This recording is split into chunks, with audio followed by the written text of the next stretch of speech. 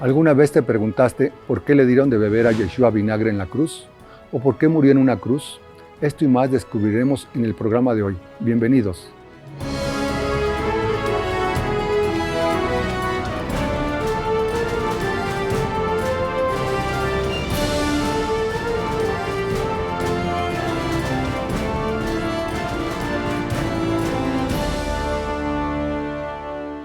Bienvenidos una vez más a su programa Las Raíces Hebreas de nuestra fe cristiana. Nos contactamos con Liliana Hunter, maestra de Raíces Hebreas. Liliana, ¿cómo estás? Bueno, un saludo muy cariñoso para todos. Vamos hoy con un tema muy hermoso, así que para todos muy bienvenidos. Bien, Liliana, Yeshua dijo, tengo sed, y le ofrecieron vino y lo rechazó, le ofrecieron vinagre y él lo aceptó. ¿Tiene esto algún significado? Gerardo, cada palabra de Yeshua en la cruz tiene un significado muy hermoso que nos está siendo revelado en este tiempo final, precisamente cumpliendo con la profecía de todo ser restaurado antes de la venida de Yeshua. Nosotros conocemos el texto, conocemos la historia, pero hasta ahora nosotros hemos podido comprender lo que había detrás de cada uno de estos eventos. Por ejemplo, uno no podía entender cuando Yeshua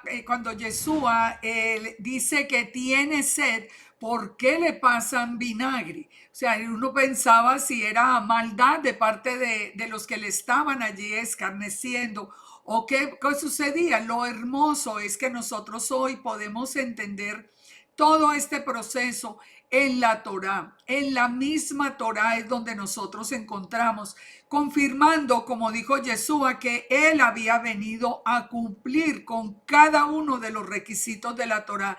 Y en este caso cumplió con uno muy importante por nosotros. Vamos a mirar el texto para que podamos entender. Marcos 15:33 dice: cuando vino la hora sexta, hubo tinieblas sobre toda la tierra hasta la hora novena. Y a la hora novena, Yeshua clamó a gran voz diciendo: Eloi, Eloi, lama sabactani, que traducido es: Dios mío, ¿por qué me has desamparado? Y algunos de los que estaban allí decían al oírlo: mira, está llamando a Elías. Empecemos por acá porque es muy importante entender todo el contexto. ¿Qué era lo que estaba diciendo Yeshua cuando clamaba al Padre: Dios mío, ¿por qué me has desamparado? Nosotros siempre lo entendimos como que el Padre, por el causa del pecado que Yeshua estaba cargando, lo había dejado a un lado, pero esa no, por lo menos no es toda la verdad, es parte de la verdad. Pero ¿qué estaba haciendo Yeshua? Yeshua estaba haciendo referencia al Salmo 22. El Salmo 22 comienza literalmente con esas mismas palabras. Dios mío, ¿por qué me has desamparado? Entonces, esta referencia de Yeshua en la cruz, ya en un momento de que ya prácticamente de agonía, ¿qué significa? Lo que él está haciendo es referencia al Salmo, porque en el Salmo 22 nosotros encontramos una cantidad de secretos muy hermosos acerca de lo que estaba ocurriendo, de la interpretación del hecho que estaba ocurriendo en ese momento. Por ejemplo, en ese mismo Salmo 22, si nosotros seguimos leyendo después de Dios mío, ¿por qué me has desamparado? Encontramos uno de los eventos más hermosos que nosotros podemos encontrar en la cruz, que son las palabras de Yeshua en el verso 6, cuando nos dice: mas yo soy gusano y no hombre, oprobio de los hombres y despreciado del pueblo. Él estaba siendo en ese momento oprobio, estaba siendo despreciado por el pueblo. Lo habían desfigurado literalmente para colgarlo en aquella cruz. Y él se refiere a él mismo como gusano. ¿Qué nos estaba diciendo? ¿Cómo que gusano? ¿Eso qué sentido tiene? Cuando nosotros vamos a la raíz hebrea, de que es precisamente de lo que se trata este programa, de encontrar esa raíz hebrea, nosotros encontramos que hace referencia a esa palabra gusano a la palabra escarlata o tolá, que nos está hablando de un gusano muy especial. Es un gusano hembra que muere para dar a luz y muere pegado en un madero. Por lo tanto, pues lógico que va a morir una sola vez. Yeshua murió una sola vez y para siempre. Él solo hizo ese sacrificio esa vez. Ese gusano del que está hablando Yeshua en el Salmo 22 moría, se pegaba a un madero, se desgarraba sus carnes, literalmente como estaba Yeshua allí, y da a luz una cantidad de gusanitos, este Coccus ilicis o este tolac del que estamos hablando.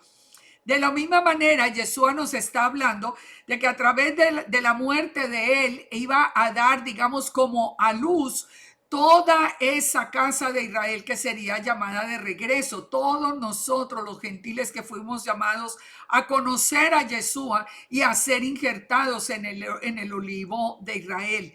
Ahora, fíjense, los gusanitos se alimentaban de la carne y de la sangre de la madre.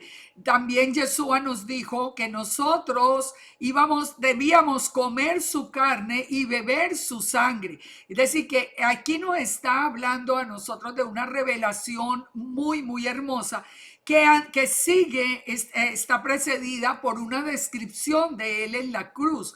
Cuando dice en el verso 7, todos los que me ven me escarnecen, estiran la boca, menean la cabeza y dicen, se encomendó a Yahweh, pues que lo libre. Era lo que le estaban gritando, dice el mismo evangelio, que era lo que le estaban gritando. Si usted realmente es el Hijo de Dios, pues sálvese. Es literalmente el cumplimiento del Salmo 22. Dice, sigue diciendo, he sido derramado como agua, mis huesos se descoyuntaron, mi corazón fue como cera derritiéndose en medio de las entrañas. Soy como un tiesto que se secó mi vigor y mi lengua se pegó a mi paladar. De aquí viene ese grito de él de tengo sed. Entonces miremos todo, miremos cómo la misma escritura nos va explicando a nosotros ese momento tan especial. Dice, me has puesto en el polvo de la muerte, perros me han rodeado, me han cercado cuadrilla de malignos, horadaron mis manos y mis pies, y sabemos que él fue crucificado con sus manos y sus pies. Dice, puedo contar todos mis huesos, entre tanto que todos me observan y me miran, repartieron entre sí sus vestidos. Es decir, nosotros podemos hacer todo el estudio del Salmo 22, viéndolo en el cumplimiento en este momento en la cruz. Pero ¿qué pasa? ¿Por qué hago referencia desde ese momento? Porque el Salmo 22 nos lleva a ese momento donde él tiene sed. Cuando él tiene sed, nos dice Marcos 15:36, corrió uno y empapando una esponja en vinagre y poniéndola en una caña, le dio a beber diciendo, dejad, veamos si viene Elías a bajarle. Ellos pensaban que era clamando a Elías. Mas Yeshua, dando una gran voz, expiró. Eso nos dice Marco. Se nota que Marco estaba un poquito más lejos que Juan, porque el apóstol Juan sí nos dice qué palabra dijo Yeshua después de haber tomado el vinagre, que nos completa nos completa el sentido, el significado de este momento. Juan 19:30 dice, cuando Yeshua hubo tomado el vinagre, dijo, consumado es, y habiendo inclinado la cabeza, entregó su espíritu. ¿Qué significa esto? La palabra consumado en hebreo es la palabra Gomer. ¿Y quién es Gomer? Gomer es la esposa de Oseas, del profeta Oseas. ¿Y por qué tiene que ver Gomer con el profeta Oseas y con la cruz? Porque Gomer es la esposa prostituta, digamos, pecadora del profeta Oseas, que habla acerca de la casa de Israel. Nosotros somos esa casa de Israel que, recordemos, le había dado la espalda al pueblo de Israel, al Eterno y a la obediencia a su Torah. Por lo tanto, cuando Yeshua dice tiene sed, le pasan el vinagre. Una vez él dice la palabra gomer, él habla en hebreo. Por lo tanto, esas palabras, todo está consumado, él las dijo en hebreo y él dice la palabra gomer e inmediatamente murió. ¿Por qué murió? Aquí vamos al fondo de la enseñanza de hoy. ¿Qué significa ese vinagre y por qué murió una vez que lo tomó? En Números 5:19, nosotros encontramos en la Torá un mandamiento que es en general, digamos, a las personas que no conocen a Yeshua, es difícil de entender ese mandamiento. ¿De qué se trata? Dice, si una mujer, si un hombre sospechaba que su esposa le había sido infiel, ese hombre traería a la esposa delante del sacerdote y el sacerdote le diría, si ninguno ha dormido contigo y no te has apartado de tu marido a inmundicia, seas libre de estas aguas amargas que traen maldición. Voy a tratar de ponerlo en palabras sencillas. La mujer era traída al sacerdote. Si la mujer había sido infiel, si le había sido infiel al esposo con otro hombre y ella tenía que tomar esas aguas amargas, entonces esa mujer empezaba inmediatamente a sentir la maldición dentro de sí mismo. Dice que cuando las aguas entraran en sus entrañas, el vientre se hincharía, caería el muslo y la mujer inclusive podía morir si realmente había sido infiel. Si la mujer no había sido infiel, ella tomaba las aguas amargas, pero no le iba a ocurrir absolutamente nada si ella era inocente. Ahora, el sacerdote tenía que escribir las maldiciones en un libro y esas maldiciones se borraban con las aguas amargas. Entonces, entendamos esa ordenanza de la Torá que, como les digo, para los que no conocen a Yeshua, como que no tiene mucho sentido. Cuando nosotros ya conocimos a Yeshua y nosotros sabemos que somos esa casa de Israel que realmente le fue infiel al Eterno. ¿Por qué le fue infiel? Voy a tratar de explicar esto también de una manera simple. En el Sinaí, todo Israel, más los gentiles que venían con él, con el pueblo, que eran los egipcios, el Eterno hizo un compromiso de bodas. Él hizo un compromiso de bodas. Ese compromiso se rompió. De todas maneras, aunque ese primer pacto se rompió, la casa de Judá siempre permaneció con el Eterno, mientras que la casa de Israel le dio la espalda y se volvió gentil después de haber salido de la cautividad de Asiria. Eso es lo que nos dice la escritura. Entonces, esta casa de Israel sí le dio la espalda, le fue infiel al Eterno. Esa casa de Israel abandonó la Torá, abandonó y se fue con dioses paganos. Él, siendo infiel, también la casa de Judá fue infiel con dioses paganos. Así que en este caso nos va a cubrir a todo el pueblo de Israel. Yeshua está en la cruz. Yeshua sería en ese momento el esposo que quiere probar que la esposa, si la esposa realmente fue fiel o le fue infiel a ese pacto que se había hecho. Por eso es que Yeshua tiene que tomar las aguas amargas. Cuando Yeshua habla de la palabra Gomer, cuando nombra a la esposa de Oseas, a esa mujer prostituta que se casó con el profeta Oseas, está hablando, en otras palabras nos está diciendo que él ha cargado con el pecado de la casa de Israel. Por lo tanto, él es el que tiene, como está cargando con el pecado, él es el que va a tomar las aguas amargas por cada uno de nosotros.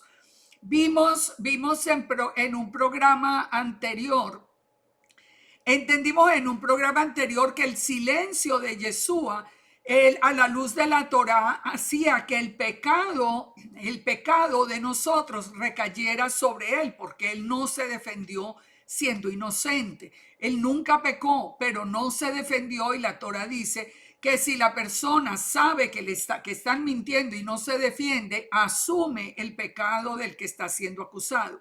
Yeshua entonces llevaba sobre sí el pecado de la casa de Israel. Por eso es que menciona a Gomer.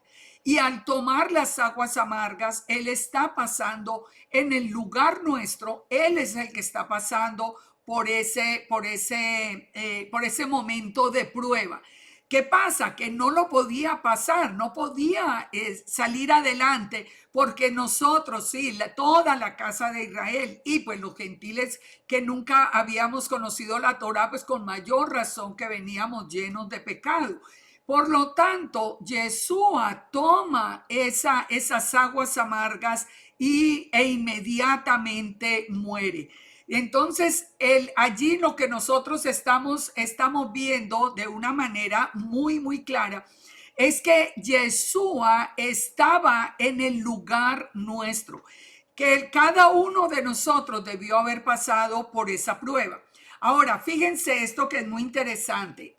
Para el final en Apocalipsis, nosotros encontramos que el mundo va a volver a pasar por la prueba de las aguas amargas.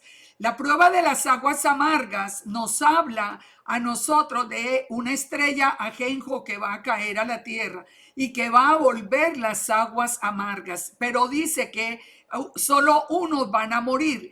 ¿Qué va a pasar en ese caso? También, mientras nosotros permanecemos con Yeshua, entonces nosotros vamos a ser salvados de esas aguas amargas. De nuevo, Él las tomará por nosotros, ya no literalmente, pero Él nos protegerá, porque Yeshua dijo que nos guardaría de la ira venidera. Pero estas aguas amargas las vimos desde el principio. Recordemos, si ustedes si ustedes han leído toda la salida de Egipto, después del paso del Mar Rojo, nosotros encontramos que el pueblo llegó llegó a Mara, que significa amargura, precisamente porque el pueblo tenía sed y las únicas aguas que encontraron fueron aguas amargas. Esto, ¿qué pasó allí? No podían tomarlas. Moisés clama al Eterno, el Eterno le da la instrucción y le dice que ponga en medio de las aguas un madero. Y al poner el madero en medio de las aguas se endulzaron. Aquí nosotros podemos resumir toda la palabra. Desde el principio, el Eterno está preparando, porque el Eterno y Yeshua es el novio, ¿verdad? Yeshua es la imagen visible del Eterno, Él es el novio. La novia tiene que pasar la prueba de las aguas amargas, tiene que probar su fidelidad. Desde el principio el pueblo fue probado, no podía, el pueblo acababa de salir de Egipto, venía lleno de pecado. ¿Qué endulzó las aguas? Un madero, símbolo de Yeshua ahora también en el madero, ahora en la cruz. Cuando está en la cruz, también para poder morir por nosotros y permitir que nosotros fuéramos salvos, que volviéramos a ser injertados en el pueblo del Eterno, Él toma las aguas por nosotros, tal como había sido anunciado en el Salmo 69, 21, cuando dice: me pusieron hiel por comida y en mi sed me dieron a beber vinagre. Es decir, todo estaba anunciado y todo está perfectamente claro a la luz de la Torá. En Marco 15:38, por ejemplo, inmediatamente muere Yeshua, dice que el velo del templo se rasgó en dos, de arriba a abajo, y el centurión que estaba frente a él, viendo que después de clamar había expirado, dijo: verdaderamente este hombre era el Hijo de Dios.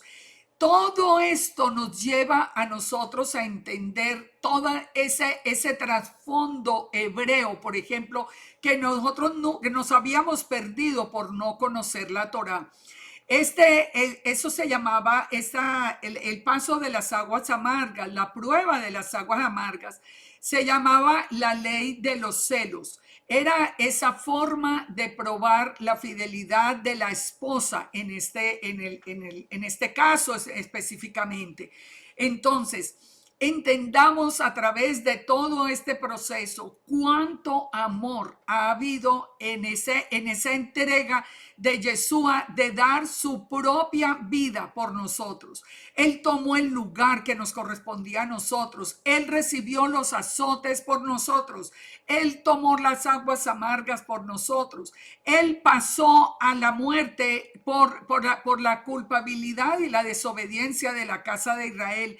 Pero Él resucita después de 3 días para darnos a nosotros la posibilidad de tener una nueva vida. Todo esto es lo que a nosotros nos permite entender. Por un lado, que somos parte del pueblo de Israel. Nosotros somos parte de ese pueblo que desde el principio fue probado con las aguas amargas, que ahora en la cruz también viene la prueba, la misma prueba, y que en Apocalipsis estamos esperando cualquier día que aparezca esa estrella Genjo y nos ponga a nosotros en la situación de saber si somos dignos o no de pasar por esa prueba de las aguas amargas. Fíjense que todo estaba anunciado en la Torá.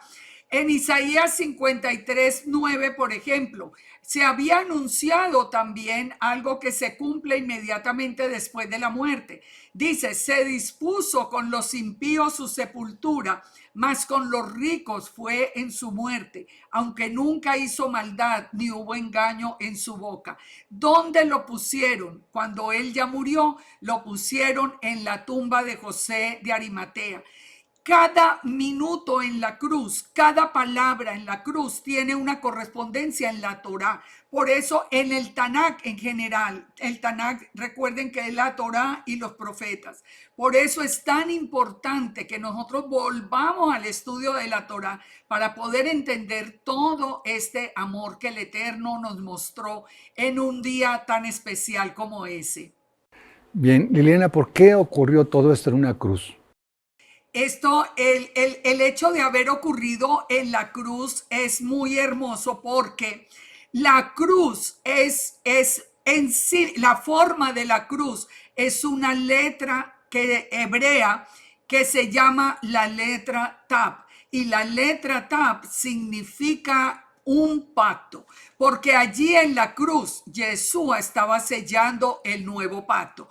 En programas anteriores nosotros vimos esto del antiguo pacto y del nuevo pacto sellado por Yeshua con su carne y su sangre.